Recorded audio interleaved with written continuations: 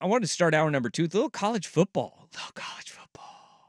Because we have over-unders, win totals out for all the major players in the world of college football. The Big Ten, Brett McMurphy posted the Big Ten over-under win totals, and this is so weird having to reframe to, hey, we need to start thinking Big Ten football on the West Coast. But 2024, what a time to be alive. And at the top, Oregon and Ohio State. Over-under win totals of 10.5.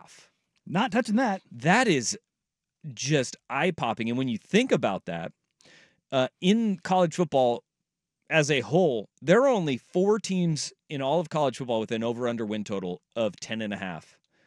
And they are Oregon, Ohio State, Notre Dame, Georgia, and the Texas Longhorns. Right? That's 5. 5 teams, right? Yeah, 5 teams with a 10.5 over-under win total. That is an incredible amount. Think about that. 12-game regular season. Too many. 12's too many? Yeah, too many teams that high. Yeah. Way too many. They're saying they're looking at 4 teams that they can look at and be like, hey, we've got an over-under win total of we're going to have 1 loss in there. And I say 4 because Oregon, Ohio State play each other. Mm-hmm. And both those schools they've got tough schedules when you looking down the line at it. Ohio State on their schedule this year, it's not just Oregon. They have they go to Penn State. They have Michigan obviously at home as well. The Ducks go to Michigan, to Wisconsin. Both those games in November. And the Wisconsin one is a tricky one. November 16th at Wisconsin. That's going to be cold. Yeah. That's going to be real cold. Randall, notoriously a warm place that time of year. They have Washington, obviously, but the Huskies come down to Eugene, and it will be interesting to see what Jedd Fisch has up his sleeve in year 1 with the Huskies roster that had a ton of turnover, obviously graduating and sending a majority of their offense to the National Football League. Kalen DeBoer is out. They will be stylistically a lot different, but and then they have the group of 6 now. It's not the group of 5 anymore. The group of 6, what a lot of people are saying is the candidate to come out of there and grab a playoff spot. Boise State is going to be on the schedule for Oregon September 7th in the second game of the year after they play Idaho. Those win totals are through the roof. But if you look down the line, you can kind of get a feel.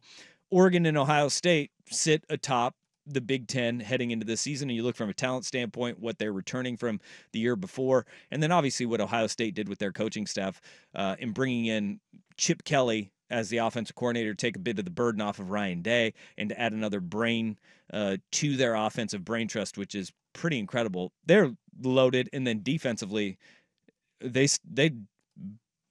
for lack of a better term, bought everything they could out of the portal. Sure. They got really damn good on the defensive side of the ball. Ohio State, watching all of the spring games this year, that was the best team that I saw. Like, that was the best football team that I saw throughout the spring. It'll make it more fun when they fall on their face.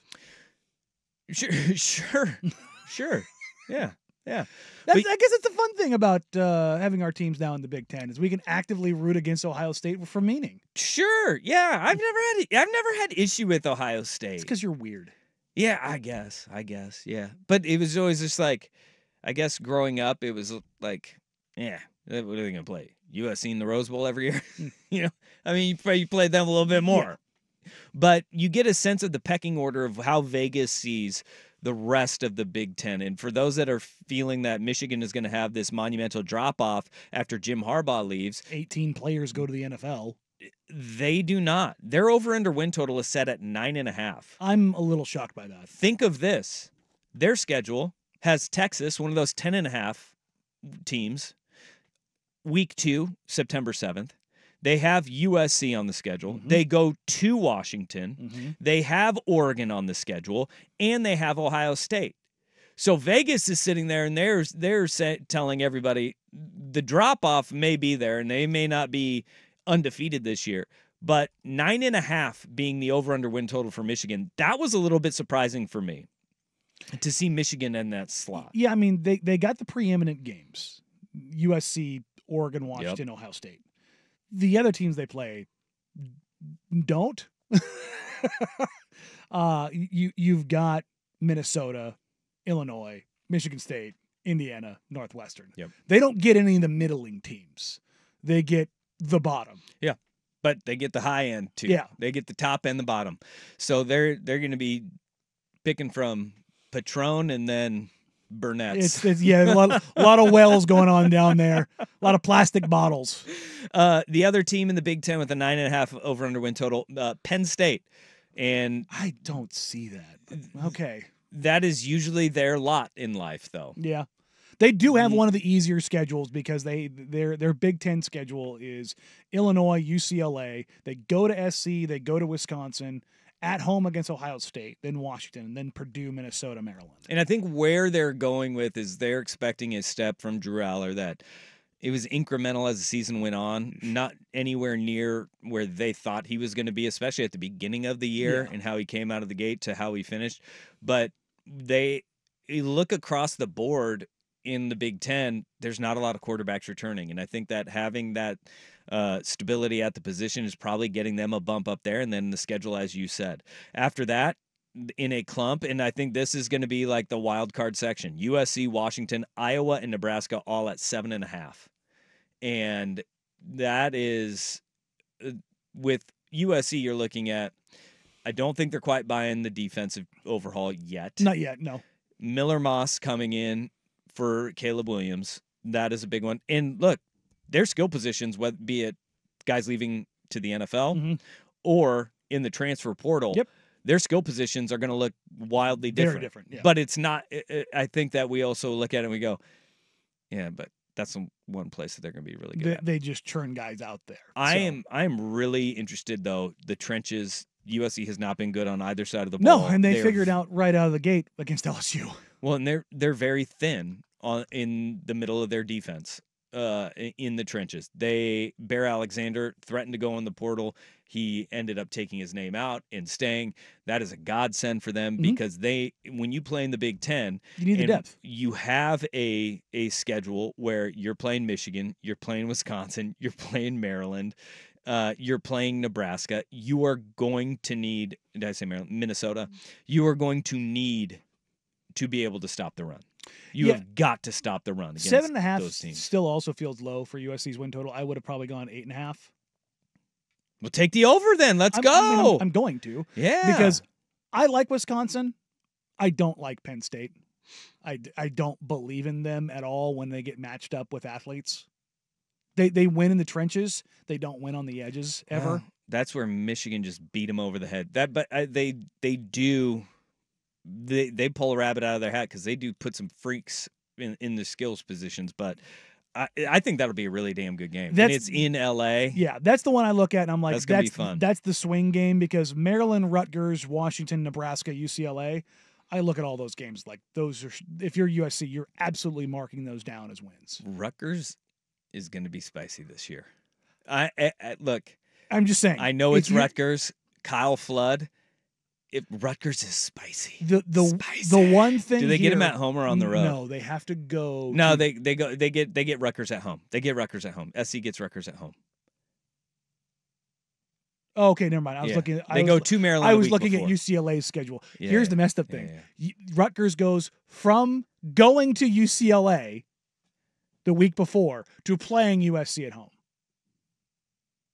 I think that's the other way around. Because they go to LA for USC. Oh, I'm sorry. The color coding on this is weird. Yeah, no, the color coding on the schedule is weird. I think you guys have each had a stroke so far today. That's right. But I mean, like, isn't that weird though? Like, you play both LA teams, but one on each side of the country. Yep. It's very dumb. It's the Big Ten now, baby. Rutgers over under 6.5. Maryland at 7. Wisconsin at 6.5 as well. And then you look down the list. UCLA, Illinois, Indiana, Northwestern, 5.5 over under win total. Minnesota at 5. Purdue and Jonathan Smith at Michigan State, 4.5 wins in year one. I want to take the over because I just know Jonathan Smith is a better coach than that. But you want to talk about a team last year that went 4-8. This year, the schedule did them no favors because you want to talk about a gauntlet in the Big Ten. Yeah. Ohio State, brutal. At Oregon, yeah. Iowa, at Michigan. Yeah. That is a month that you do not want to play. But you end the month with Indiana, Illinois, Purdue, Rutgers. You do get that at the end of the season. You can make up a couple of wins there. You can get bowl eligible pretty quick. Holy smokes. That's a brutal start to the season. But I love to look at these win totals because it gives you an idea of where they think the hierarchy of a conference is at. And at the top of the Big Ten, year one of the new look Big Ten, it's Oregon, Ohio State, Michigan, Penn State. And I can agree with that just because of the way that those schools have recruited and have had sustainability.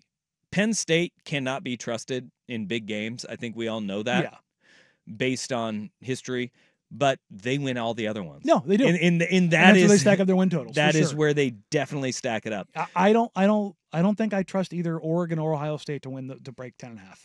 10.5 because I think they both go 10-2. It's a gauntlet, man. And there's nothing wrong going 10-2 in a 12-team playoff era where you're already starting with the idea that, look, every preseason poll that has come out of spring ball, their post spring ball top 5, it will have Oregon and Ohio State in either Ohio State as high as 1, as low as 3. Oregon, I've seen them as high as 3, as low as 6, 5. Yeah. And that is kind of where you start that perception. It means a whole heck of a lot. And it's going to be a fun year in the Big Ten. But the national win totals, look at the race for how many teams they feel will have a legit shot of making it to the college football playoff. 10.5 is that bar, sure. Right? And we have Georgia, Notre Dame, Ohio State, Oregon, Texas.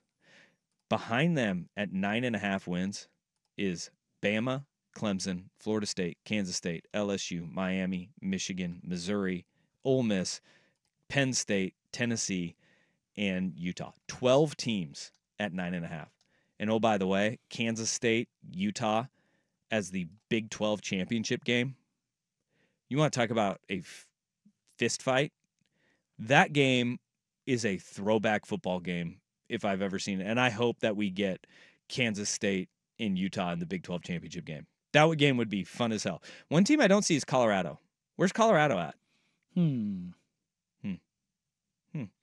Not there, nor do I see in any mocks do I see Shedeur Sanders number 1. It's tough. It's tough out there. I hope it goes well.